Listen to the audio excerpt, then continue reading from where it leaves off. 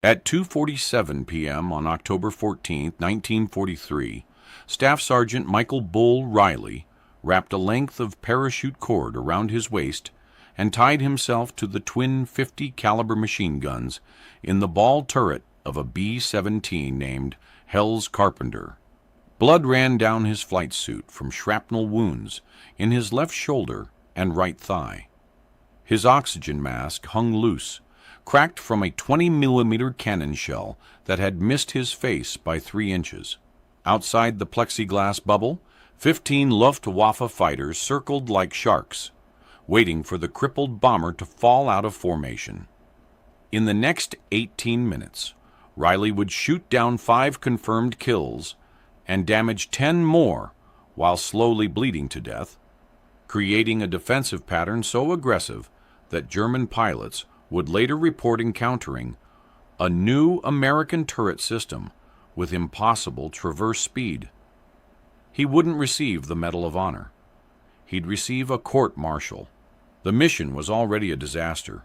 The 8th Air Force had sent 291 B-17s to destroy the ball-bearing factories at Schweinfurt, deep in the heart of Germany. Intelligence promised fighter escorts all the way to target. Intelligence lied. The P-47 Thunderbolts turned back at the German border, their fuel tanks empty. The B-17s continued alone. By 2 p.m., 60 aircraft were already burning in the sky or scattered across the German countryside. Riley's bomber, part of the 381st Bomb Group, had taken hits on the initial attack run. Number 3 engine was dead. Number 4 was streaming oil. The pilot, Captain James Whitmore, fought to keep the aircraft in formation. Alone meant death. Riley had grown up in the Charlestown neighborhood of Boston, the son of a crane operator who worked the docks. His father moved shipping containers for 12 hours a day, 6 days a week, and came home too tired to speak. His mother took in laundry. Bull learned to fight in the streets behind the Navy Yard, where Irish and Italian kids settled territorial disputes with fists and occasionally pipes. He was good at it, not because he was big. At 5'8" and 160 pounds he wasn't, but because he understood angles. Where to stand so a bigger opponent couldn't use his reach. How to move so 3 attackers became 1. His father noticed this and got him a job on the docks at 16, operating the cranes. The old man figured if Bull understood spatial relationships, he could handle the controls. Bull ran a crane for 3 years. He learned to pick up a 2-ton container and place it within an inch of its target. He learned to work in 3 dimensions, while everyone else thought in 2.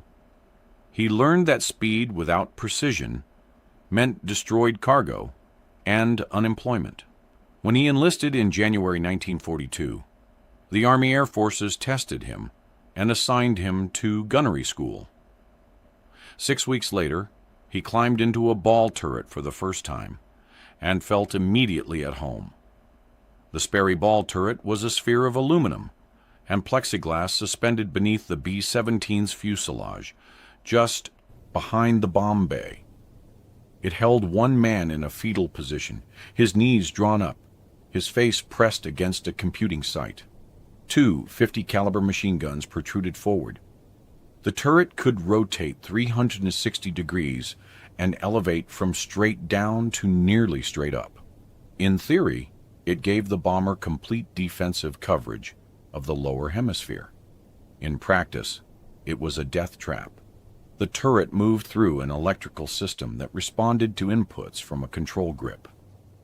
Push forward, the guns elevated. Pull back, they depressed. Twist left or right, the entire sphere rotated. The system was precise but slow. Official doctrine called for smooth, calculated movements to track targets. Gunnery instructors taught men to anticipate enemy flight paths, to lead the target by the appropriate deflection angle, to fire in short, controlled bursts. This worked fine on the range. In combat, it got you killed. Riley learned this on his 3rd mission, a raid on Bremen in March 1943. He was tracking a BF-109 making a head-on pass at their formation when another fighter appeared from below, coming up at a 70-degree angle. By the time Riley rotated the turret to engage, the Focke-Wulf 190 had put a cannon shell through the waist section, killing both waist gunners. Their names were Thomas Brennan and Joseph Vasquez. Brennan was from Baltimore, a former mechanic who'd promised his wife he'd come home and open a garage. Vasquez was from El Paso, 19 years old, who'd lied about his age to enlist after his brother died at Midway. Riley had played cards with them the night before. Now they were pieces. On the fifth mission, over Wilhelmshaven, it happened again. Riley was engaging a fighter at 2 o'clock when another appeared at 7 o'clock. The electrical system was too slow. By the time he rotated, the BF-110 had raked the cockpit with 20mm fire. The co-pilot, Lieutenant Robert Hayes, took 3 rounds through the chest. He died while Riley was still rotating the turret. Hayes was from Nebraska, a former high school teacher who'd joined up after Pearl Harbor. He'd shown Riley pictures of his 2 daughters. They were 4 and 6. After the 7th mission, Riley went to the armament officer, Lieutenant Donald Crawford, and explained the problem. The electrical traverse system was too slow for the kind of close-quarters fighting they were encountering over Germany. The Luftwaffe had adapted. They'd stopped making long, predictable passes and started attacking from multiple angles simultaneously, forcing gunners to choose which threat to engage while the others killed their crew. Crawford listened politely and explained that the turret met Army Air Force's specifications. Traverse speed was within acceptable parameters. The technical manual clearly stated maximum rotation rate of 30 degrees per second. Any faster would cause targeting instability. Men are dying because I can't rotate fast enough, Riley said. Men are dying because the Luftwaffe is good at their job, Crawford replied. We've lost 60 aircraft this month. That's not a turret problem. That's a numbers problem. Riley wanted to put his fist through Crawford's face. Instead, he saluted and left. The problem consumed him. At night, in the barracks, while other men slept or wrote letters home, Riley lay on his bunk and thought about the turret. The electrical system wasn't the issue. The motors were fine. The problem was the control system. It was governed, limited. The engineers had deliberately restricted traverse speed to prevent overcorrection and oscillation. They'd optimized for accuracy over speed, assuming gunners would have time to track targets smoothly. They'd assumed wrong. On May 2, 1943, after a particularly brutal mission to Saint-Nazaire, where they'd lost 8 aircraft from their group, Riley's pilot, Whitmore, newly promoted to captain, asked him what he needed to do his job better. They were in the officers' club, which Whitmore had smuggled him into with a borrowed jacket. Whitmore was 3 years older than Riley, a former insurance salesman from Ohio who'd earned his commission through aviation cadet training. He was competent but unexceptional, the kind of officer who followed procedures because procedures kept you alive, usually. I need the turret to move faster, Riley said. Talk to Crawford. I did. He said it's within specs. Whitmore nursed his whiskey. What do you think the problem is? The control system is governed. There's a mechanical or electrical limit on traverse speed. I think it's mechanical. Probably a friction brake or a gear ratio that limits input to the motors. You think you could fix it? If I could find it, yeah. And if you get caught? Court-martial, destruction of government property, maybe brig time. Whitmore looked at him for a long moment. Then he said, I didn't hear any of this conversation, and I'll be in my quarters tonight, asleep, for at least 4 hours. That night, at 11:15 p.m., Riley walked across the dark tarmac to where Hell's Carpenter sat in her revetment. The moon was down. The air smelled of aviation fuel and cut grass. He carried a canvas tool bag he'd borrowed from one of the maintenance crew. Inside were screwdrivers, wrenches, pliers, and a flashlight with a red lens. He climbed through the waste hatch and made his way forward to the ball turret. The aircraft was quiet. Empty aircraft always felt haunted. He could still smell Hayes's blood in the cockpit. The turret access was through a hatch in the floor of the radio room. Riley opened it and lowered himself into the sphere. In the darkness, with only the red flashlight, it felt like climbing into a coffin. He positioned himself in the gunner's seat and started tracing the control system. The control grip connected to a series of cables that ran through the turret's support structure. The cables connected to the elevation and traverse motors. But between the cables and motors, Riley found what he was looking for, a mechanical governor assembly. It was a series of spring-loaded friction plates that dampened the control inputs, preventing rapid movements. The engineers had designed it to stop overcorrection. It was killing people. Riley had two options. He could remove the governor entirely, but that would make the turret dangerously unstable. Any slight input would send the guns swinging wildly, making accurate fire impossible. Or he could modify it, reducing the friction without eliminating it completely. He chose modification. Using a pair of needle-nose pliers and a small file from his tool bag, he carefully adjusted the spring tension on each friction plate. He reduced the pressure by approximately 30%, based on feel and the resistance he encountered when manipulating the controls. This wasn't precision engineering. This was a dock worker from Charlestown, making it up as he went. It took 2 hours. His hands cramped in the confined space. He cut his left thumb on a sharp edge and had to wrap it with a handkerchief to stop the bleeding. Twice he dropped screws into the darkness of the turret and had to fish them out by feel. The temperature in the closed aircraft was over 90 degrees. Sweat ran into his eyes. When he finished, he tested the controls.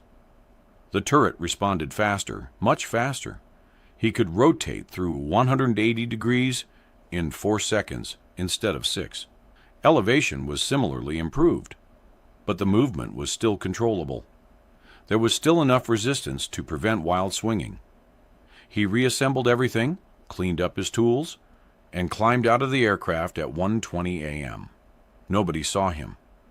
If anyone had asked, he had no explanation prepared. He walked back to the barracks, hid the tools under his bunk, and lay awake until dawn, wondering if he'd just ended his military career.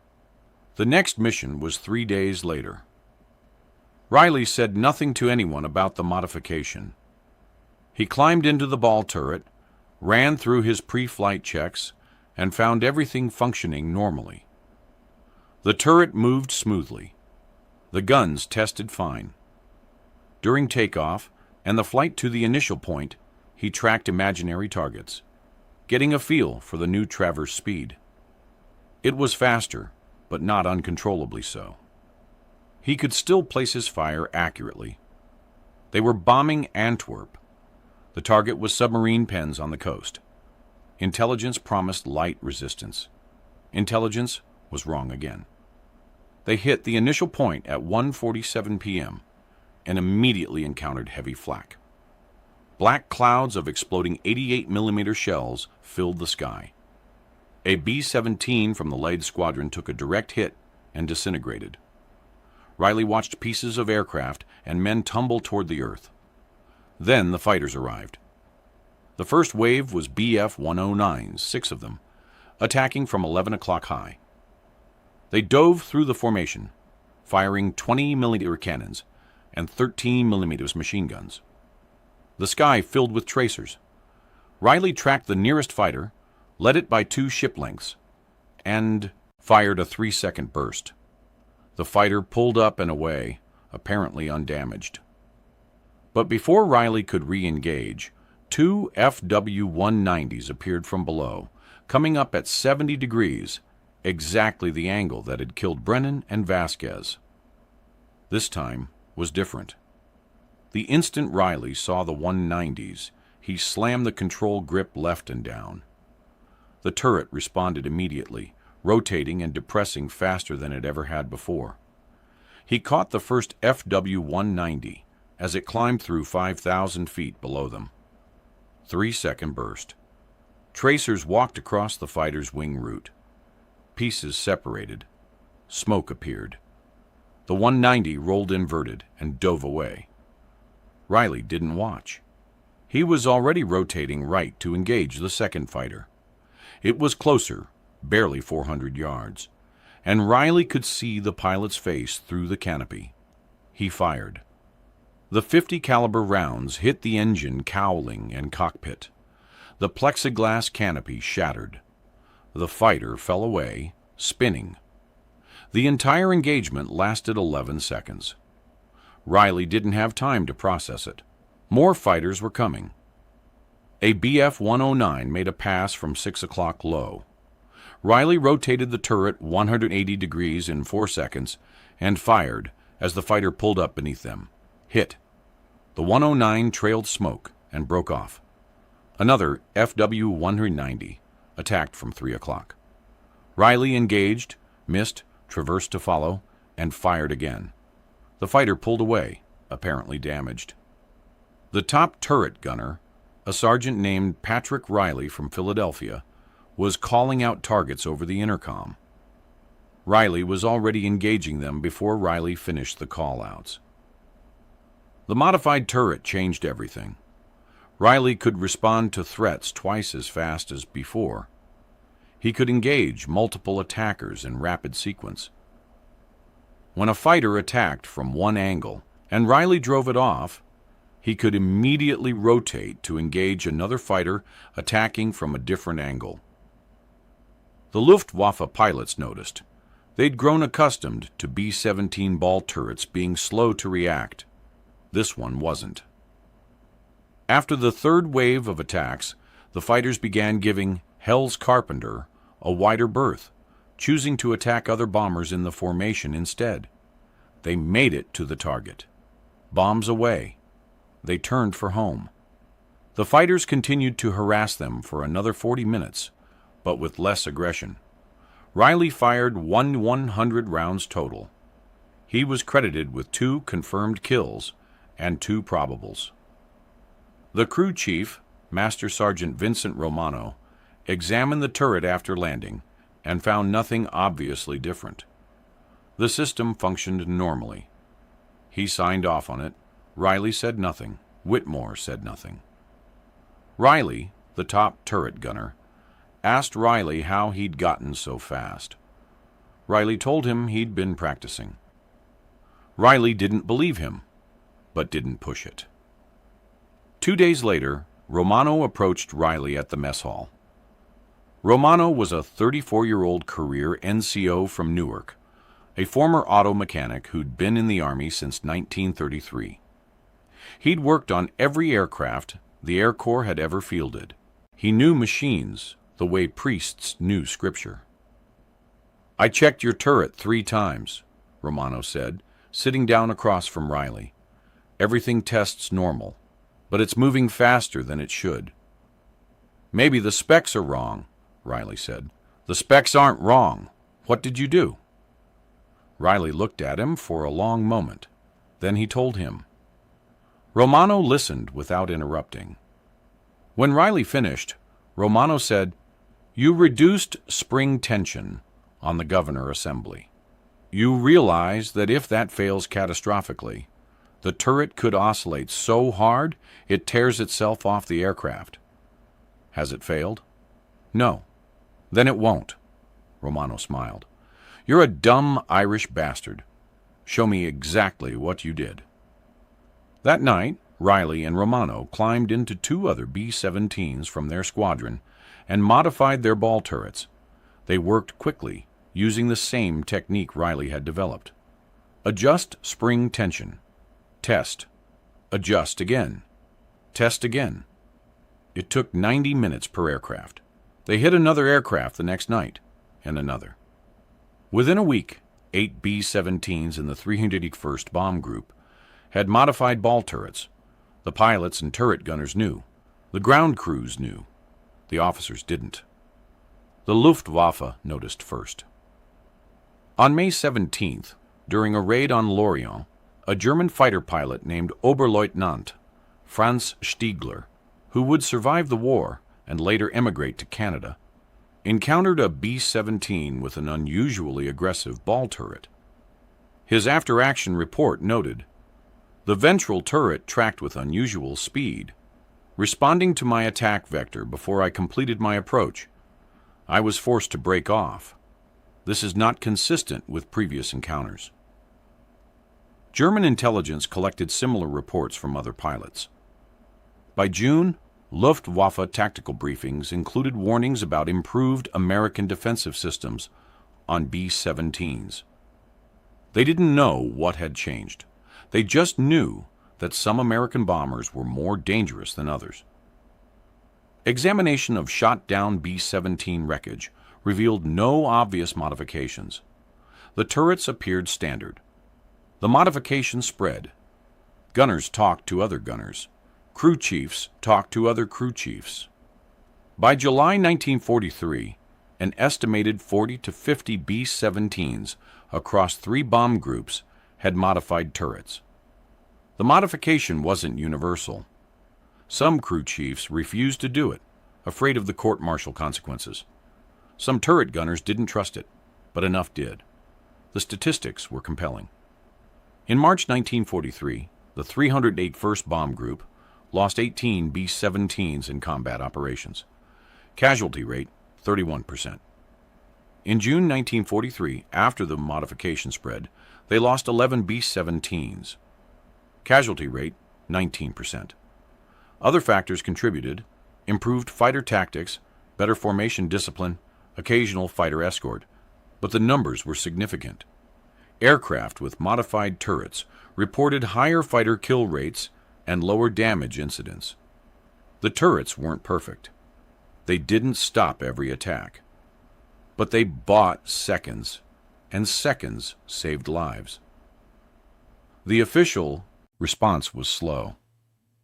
In August 1943, a maintenance inspection team from 8th Air Force Headquarters visited the 381st and discovered the modifications during routine turret inspections. They found 6 aircraft with altered governor assemblies. An investigation was ordered.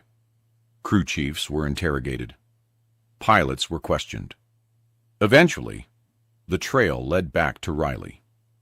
On August 23, 1943, Lieutenant Crawford summoned Riley to his office. Crawford's face was red. On his desk sat a disassembled governor assembly, the spring tension clearly reduced. "Did you do this?" Crawford asked. "Yes, sir." "Do you understand that you destroyed government property?" "I modified it to save lives." "You don't have the authority to modify anything. These systems are designed by engineers with years of training. You're a high school dropout from Boston who thinks he knows better." "I am a high school dropout from Boston, and I do know better." Crawford stared at him. "You're confined to quarters pending court-martial proceedings. Dismissed." The court-martial paperwork began moving through channels. Riley was formally charged with willful destruction of government property, violation of technical orders, and conduct prejudicial to good order and discipline. Maximum penalty: dishonorable discharge, forfeiture of all pay, 3 years confinement. The trial was scheduled for September 15th. It never happened. On September 6th, a 3-man team from Wright Field, the Army Air Force's engineering and testing facility in Ohio, arrived at the 381st base in Ridgewell, England. They were civilian engineers, not military officers, and they'd been sent to evaluate the turret modifications. They spent 4 days testing. They mounted modified turrets in static test stands and measured traverse rates, oscillation patterns, targeting accuracy, and mechanical stress. They flew in B-17s with modified turrets and observed them under simulated combat conditions. They interviewed pilots, gunners, and crew chiefs. Their report, submitted September 12th, concluded, "The field modification to the Sperry Ball Turret Governor Assembly increases traverse speed by approximately 35% without significant degradation of targeting accuracy or mechanical reliability. The modification violates technical specifications, but addresses a legitimate tactical deficiency. Recommend formal engineering evaluation for potential fleet-wide implementation." On September 14, one day before Riley's scheduled court-martial, the charges were dropped. No explanation was provided. Riley returned to flight status. On September 20th, Crawford approached him at the flight line. "The engineers from Wright Field liked your modification," Crawford said. He didn't sound happy about it. "They're testing a revised Governor Assembly based on your work. If it passes qualification, it'll be incorporated into production aircraft starting next year. You won't receive any credit. There won't be any commendation. But you also won't go to prison." "Fine by me," Riley said. "Why did you do it?" Crawford asked. "Why risk everything?" Riley thought about Brennan and Vasquez, blown apart in the waist. About Hayes, shot through the chest while Riley's turret rotated too slowly. About all the others whose names he didn't know. "Because men were dying," he said, "and I could stop it." Crawford nodded slowly and walked away. Which brings us back to October 14th, 1943. The second Schweinfurt raid. The mission that would later be called Black Thursday. Hell's Carpenter had survived the bomb run over the target, but the damage was severe. Number 3 engine was shut down, propeller feathered. Number 4 was running rough, oil pressure dropping. They'd fallen back from the formation, too slow to keep up. Captain Whitmore was fighting to maintain altitude, but they were descending. 25,000 feet, 24,000. If they couldn't hold altitude, they'd be alone, and alone meant the fighters would swarm them. At 2:47 p.m., Riley saw them coming. 15 fighters, mostly BF-109s with a few FW-190s.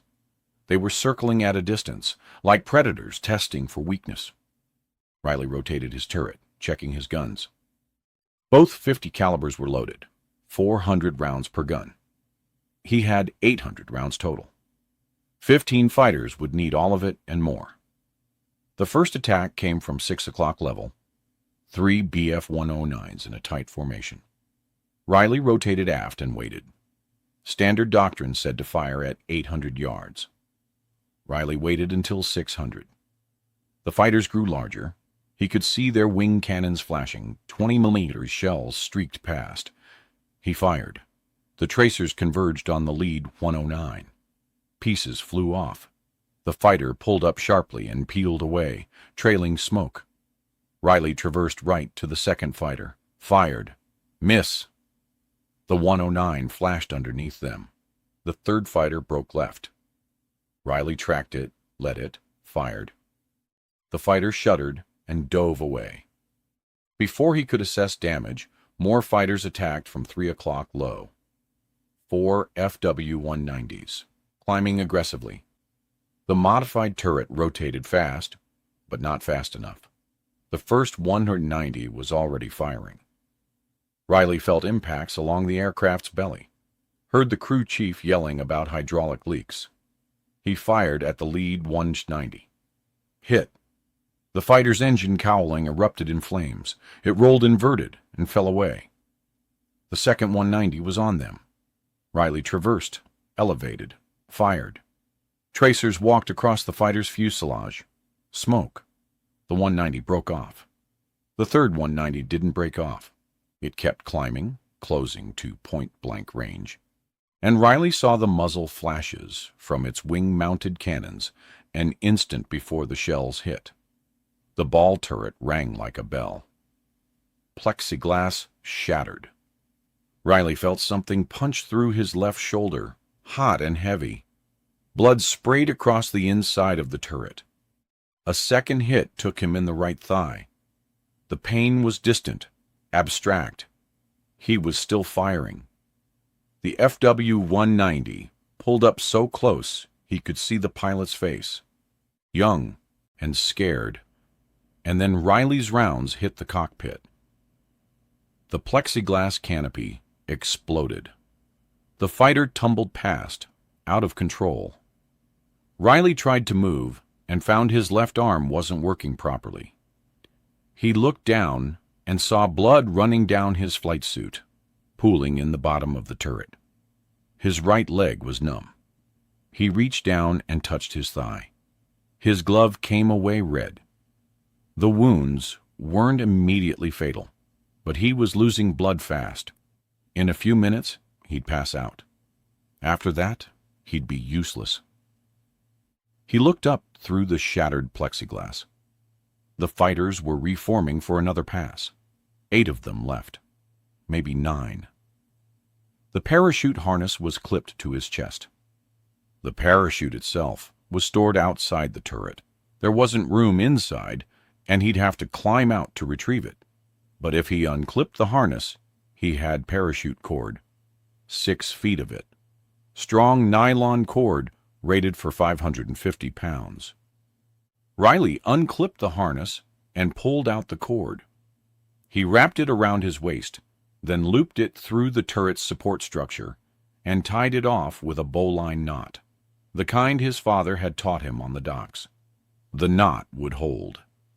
Even if he passed out, he wouldn't fall. He'd stay in the turret, strapped to the guns. His blood was making the controls slippery. He wiped his hands on his flight suit, gripped the control stick, and rotated the turret to face the approaching fighters. They came from 11 o'clock high, 5 BF-109s in a loose formation. Riley elevated the guns and waited. His vision was starting to blur at the edges. He blinked hard, forcing focus. The fighters dove. He tracked the lead aircraft. Fired. The 109 pulled up, apparently undamaged. Riley traversed to the second fighter. Fired. Hit. The 109's right wing shattered. The fighter spun away. The third fighter was already firing. Riley saw tracers arcing toward him. He fired back, both gunners firing at each other from 400 yards. The 109's rounds hit the aircraft's nose. Riley's rounds hit the 109's engine. Smoke. The fighter broke off. 3 fighters left in this wave. They attacked simultaneously from different angles. Riley rotated to the nearest threat, a BF-109 at 4 o'clock. Fired. Missed. The fighter flashed past. Rotated to the next, at 7 o'clock. Fired. Hit. The 109 staggered in the air, pieces falling away. The third fighter attacked from dead ahead. Impossible for Riley's turret to engage. The top turret got him. Riley heard Riley's guns firing, saw the 109 pull up trailing smoke. The pain in Riley's shoulder was getting worse. Or maybe it was getting better. He couldn't tell. Everything felt distant. He looked down and saw blood everywhere. His flight suit was soaked. The turret floor was slick with it. He was cold. That was bad. Cold meant shock. He needed to stay warm. He tried to think about Boston, about summer days on the docks, but the memory wouldn't come. Movement caught his eye. More fighters, 3 of them, attacking from 5 o'clock low. Riley rotated the turret. The controls felt heavy. His right hand was shaking. He gripped the control stick harder and forced the turret to move. The fighters climbed toward them. Riley tracked the leader. Waited. The fighter grew larger. 800 yards, 700, 600, fire. The 50 caliber rounds converged. The Bf-109's canopy shattered. The fighter rolled away. Riley traversed to the second fighter. His vision was fading. He could barely see. He aimed at the blurry shape and fired. Tracers arced into the sky. Some of them hit. The fighter broke off. The third fighter didn't break off. It kept coming, climbing straight at them, firing continuously. Riley fired back, his guns and the Germans' guns. Two men trying to kill each other from a quarter-mile apart. Riley's tracers walked up the fighter's fuselage. The fighter's cannons hit the B-17's tail. Riley kept firing. The Bf-109 pulled up at the last second, so close Riley could see the squadron insignia painted on the fuselage, and then the fighter was gone, trailing smoke and debris. Silence. No more fighters. Riley released the control stick and slumped forward against the guns. His hands were numb. He couldn't feel his left arm at all. The parachute cord was the only thing holding him upright. He tried to look around, but couldn't move his head. The intercom was crackling. Someone was calling his name. Whitmore, probably, or Riley. He tried to answer, but couldn't make his mouth work. The aircraft was descending. He could feel it. They'd lost too much altitude. Whitmore was probably looking for somewhere to set down. Maybe they'd make it to England. Maybe not. Riley didn't care. He'd done his job. 15 fighters had attacked. Most of them were gone now. The crew was alive. That was enough. He closed his eyes. He woke up in a field hospital in England 3 days later. A nurse told him he'd lost 4 pints of blood. The doctors had given him transfusions, stitched up his shoulder and thigh, and pumped him full of sulfa drugs to prevent infection. He'd live. The nurse asked him what he remembered. He told her about the fighters, about tying himself to the turret. She smiled and said, "You're a crazy Irish bastard." He agreed. Captain Whitmore visited him on the 4th day. He looked exhausted.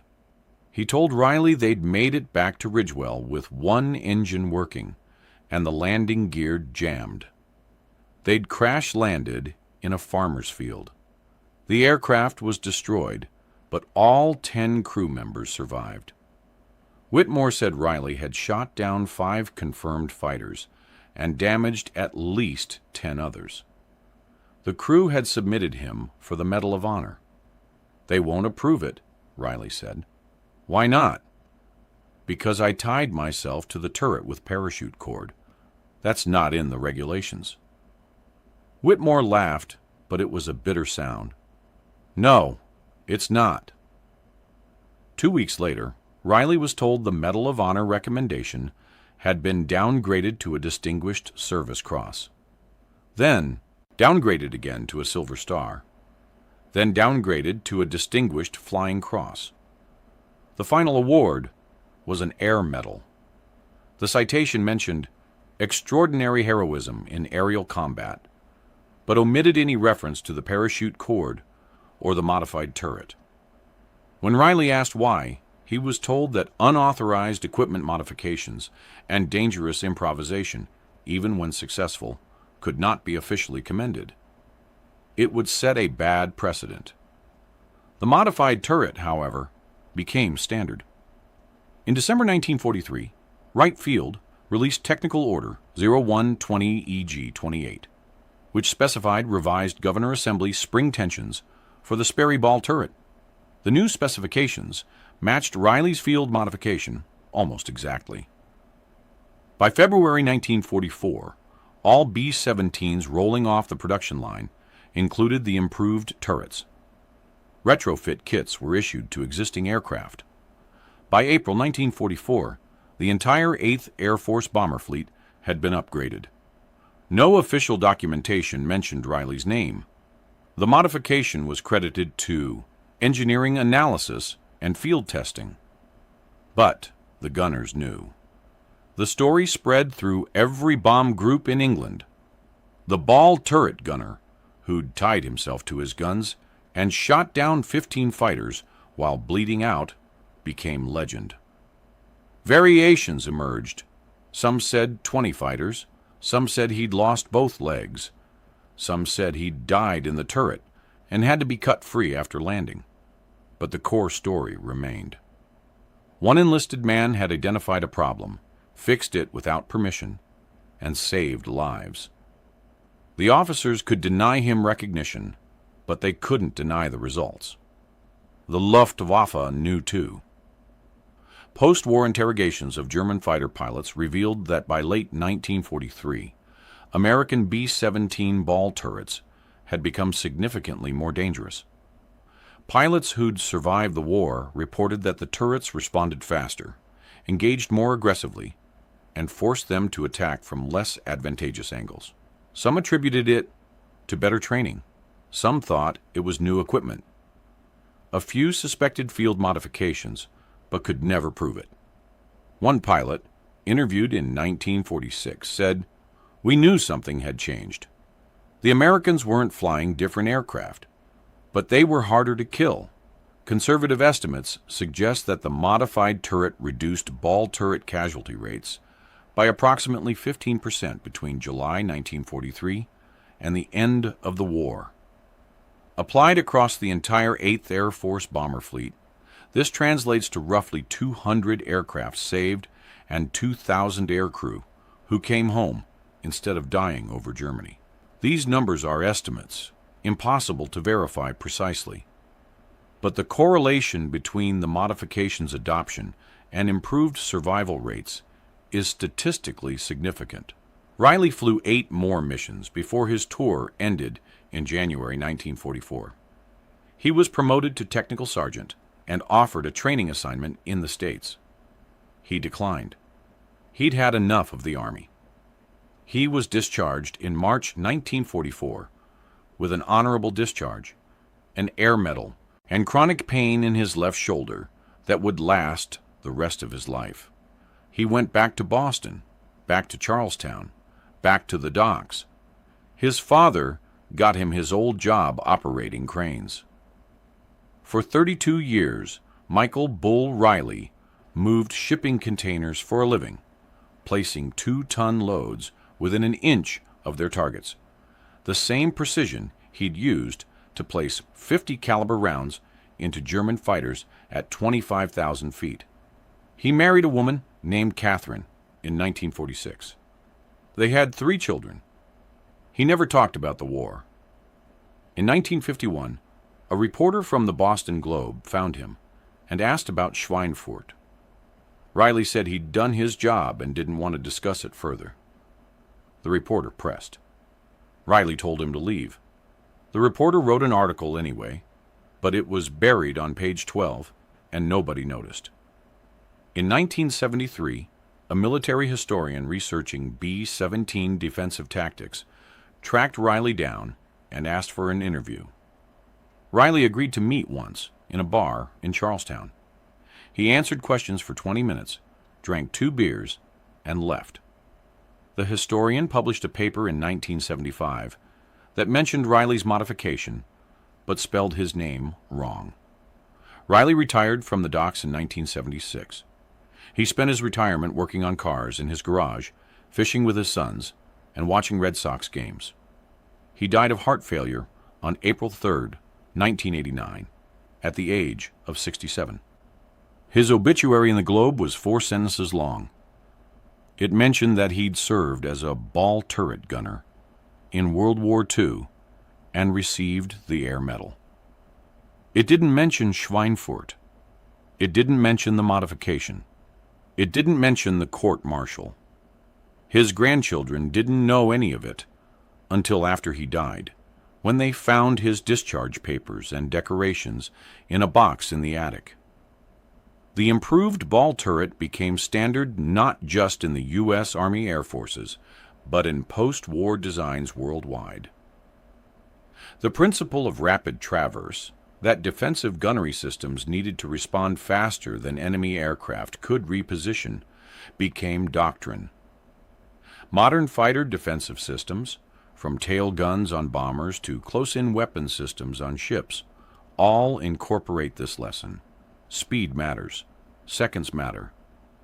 In 2003, the National Museum of the U.S. Air Force at Wright-Patterson Air Force Base, formerly Wright Field, added a restored B-17 ball turret to their World War II exhibit.